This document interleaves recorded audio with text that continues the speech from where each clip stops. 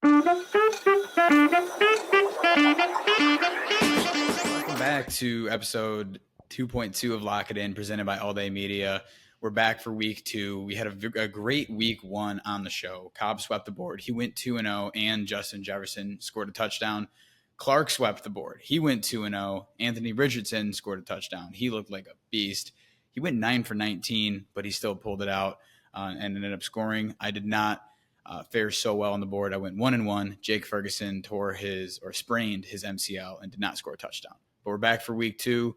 What did you guys take away from week 1 of the NFL? Richardson clutched it for the show because he backdoor covered the Colts and hit the Clark touchdown on the same play, barreling in. But yeah, it was a good week. I think the only big surprise was probably the Bengals flop against the Patriots, but that's kind of just the Joe Burrow MO, just fuck up. Yeah, start slow. Season. But we're back. We are on. Ruined a lot of survivor pools that Patriots game did. All right, so we're going to go right into the picks here for week 2. Now we know a little bit of what we're talking about. We definitely are going to go 6-0 this week since we had a little bit of an appetizer in week 1. Cobbs, who you got this week? Yeah, hoping to stay hot. We're going to go to a divisional matchup, NFC West. I'm going to take the Rams +1 against the Cardinals. You know, I think we talked about this last episode. Cardinals look decent, but the Rams had a really good showing against the Lions. I think they bounced back with a win. Sean McVay clearly still an elite play caller. Cooper Kupp still got it. It's going to be a good game, but I think Rams win a close one. Yeah, I like that. They did look really good against Detroit. I mean, we ended up pointing out America's team ends up getting the win, but the Rams looked solid. McVay's a great coach. Cooper Kupp seems to be back too. I was wondering how Puka missing time is going to affect the game script and whether they're really going to key on Cooper Kupp hard or not. So I'm personally probably staying away from that one, at least on the line. But I'm loving the Chiefs -5.5 against the Bengals this week. I know it's square. However, I mean the Bengals always start out really slow to begin the year. Like they're always a mess. And I mean if they don't have T. Higgins back, going to Arrowhead is going to be a very tough get right spot. Like I don't care that Joe Burrow is 3-1 head-to-head against Mahomes. Like that's going to just make him want to run it up even more. So that's where I was going to go. I said the one thing about the Bengals besides starting slow is Joe Burrow has Mahomes' number for whatever reason outside of the playoffs. I don't want to overreact to week 1, but man, oh man, it did not look pretty last week. So I'm just going to ride with the team that looks like they're going to be representing the AFC in the Super Bowl. Yeah, in Arrowhead too. Yeah. You say it's a square pick, but I think based off of last week, you might think it's a square pick, but I actually think a lot of the public might be on the Bengals because giving Burrow 5.5 points, I mean, I like that pick a lot because I mean, if that game was last week, the Bengals 5.5 would have been the square pick. Right, exactly. Plus 5.5. Yeah. So I get it. Right. I like it. I'm gonna stay away, but I like the logic. I do like that. And what I love is the over in the Saints-Cowboys game. It's at 45.5 right now. So for that reason, you should probably fade me, probably take the under. But, I mean, look, you look at it, the Saints put up 47 points per dome last week by themselves. So they're covering by themselves. The Cowboys have obviously an electric offense. They're going to Jerry World for a home opener, and I think that'll be a lot of offensive weapons going. And take the over 45.5. The thing about that game is both those teams had such weird matchups last week with the Saints obviously playing the Panthers and then whatever Deshaun Watson. I think I saw a stat that it was statistically the 6th worst quarterback performance ever. Yep. Yes, I get what you're saying, but that has nothing to do with the offenses, though. No, I know. Bryce Young sucks. Well, that doesn't mean that the Saints can't score good. The field position matters. I'm just saying both those teams had such weird games last week, so it could go any direction this week, which in a way would point to chaos, which would point to points. Maybe. I mean, like I said, I'm cold. Fade me if you want. I'm taking the over because this slate, I don't know. There's a lot going on. Over 45.5.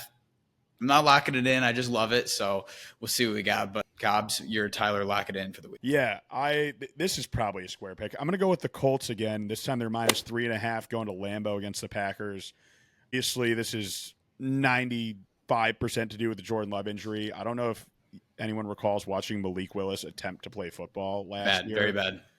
And they signed him, I think, at some point in August. So he hasn't even been with the team that long.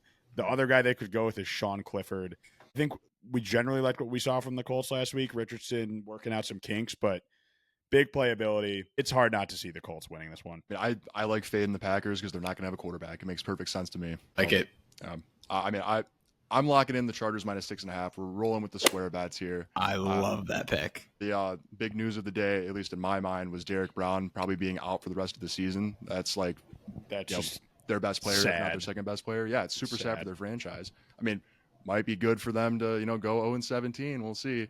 But I mean, the Panthers just look generationally bad. And I also saw a stat today that Justin Herbert, if his defense holds teams below 20 points, he's undefeated in his NFL career. I'm not sure the Carolina Panthers can do that. No So, chance. I think I like the Chargers -6.5. Actually, I'm locking it in. Excuse me. Dude, that's a whale unit nuclear absolute just T play of the century. I might all line it to 9.5, honestly. Wow. All right. Well, if we were, squares, we would all be taking the Chargers, but we're not. So I'm actually locking in the Ravens -9.5. Talk about a square pick. Who are they playing? The Raiders. The Raiders are not good. Fuck. Who are they playing? Yeah. They're winning by 10, and I don't even know who they're fucking playing. I mean, the first Exactly. Gardner Minshew. Say less. I I don't even know who they're playing, and they're winning by 10. Gardner Minshew is he's a great backup, but that's really all he is. He's a great backup. He is on a mission. He's on a mission this year. That tough loss to open the season, lost by literally an Isaiah Likely pinky toe. I think Lamar is going to go off, and this one is in Baltimore. So give me 9.5. I'm locking it in. Probably fade me, honestly. I like the bounce back idea for Baltimore. I think the big matchup there is John Harbaugh against Antonio Pierce. They're already calling his 4th-and-1 punt the worst coaching decision of the season. That was a terrible coaching And decision. I feel like he's like an aggressive roll the dice type guy. That's what he was like being touted as. That surprised me a lot. Dumb. It was. He might have been the wrong guy. So we'll see. John Harbaugh's obviously, a legend. So he's going to go 0-2 against the Harbaughs. Tough. At least he's a player's coach, and he lets the boys smoke cigars in the locker room, though. Yeah, there is that. Yeah. Yeah. Looks like it sure helped Max Crosby doing that. He's getting manhandled by Joe Alt. All right. So those are Lock It Ins. Make sure to like and subscribe on the YouTube, all that good shit. Also follow us on Twitter. I had a fire tweet. Not a single like. Not a single like on that tweet. Must have not been good. It didn't hit my feed, honestly. Follow our account. I need to get that. I need to get that file up anyways to our anytime touchdown scores. We're getting propalicious here. Propalicious. So. Before we return the immaculate teaser, don't turn it off. Anytime TD, this is my thing. I already started off 1-0 last year. We're going to go with a he's due logic this week. I think there's a few guys that surprisingly didn't touch the ball last week, and I think all of them are due, but I'm going to go with the lines aren't out yet, but this will be the juiciest line of them all. Terry McLaurin. Jaden Daniels was his first game. He was running all over the place. Bucks have pretty good defense, pretty good corners. I think you're going to see a bounce back from Terry here against the Giants. Same secondary that let Jefferson score. Feed the man. He's due. If Daniels can get him the damn ball, I absolutely love that pick, but you're right. He was running all over the place last week, Jaden Daniels. See, I like Terry coming into the year, but 2 catches for 14 yards, not a great sign. But for my pick, Bam, we're gonna get the documents together. You can pull my credit. I'm throwing the mortgage on Kyron Williams anytime touchdown. Puka's on the IR, so I feel like the Cardinals D is really gonna be focused in on Kupp. And this game, I believe, also has like the second highest point total. So I think there's gonna be a whole lot of opportunities for Kyron to get in the end zone. Yeah, Josh had 2 rushing against him last week, and Cook ran pretty well. Kyron, I thought we were going to see a little bit more Blake Corum. I don't think he entered the game at all. So Kyron is still that dude. No, they're using Ronnie Rivers a little bit, but. Right. Okay, Clark. Very confident with the anytime touchdown score. He's already grabbing his documents. Love that. Okay. So this one, might as well lock this one in here. We're going the Sun God. Amon-Ra St. Brown to score a touchdown. He's due. He is very due, just like Terry. But, dude, he was almost like completely missing from the game plan this past Sunday. I think, he's just simply due.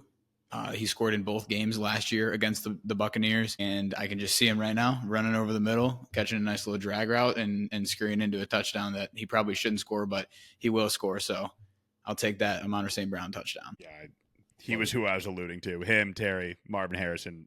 We're not done with those guys just from 1 week. All right. Good stuff, boys. So now that we have our picks, talked about some slates, and we got some touchdown scores, it's time to get perfect. It's time to get something that can't miss. It's time to get immaculate. We're going with the immaculate teaser once again. If you don't know what it is, it's 3 picks. You buy down 6 points, and you simply can't lose. So, Cobbs, talk to us. Yeah, I'm going to start with the under in the Seahawks-Patriots game. Teased it to 44.5. Line's currently at 38.5. I'm looking at the QB matchup. It's Geno against Brissett, kind of like older career perennial backups, game manager type guys. Last week, both kind of slow starts offensively. Defenses are both pretty solid. I think this will be like kind of an ugly, close game, but not a ton of points. This game screams defense. Belichick and the Ravens' old D coordinator. Or not Belichick, Jesus Christ.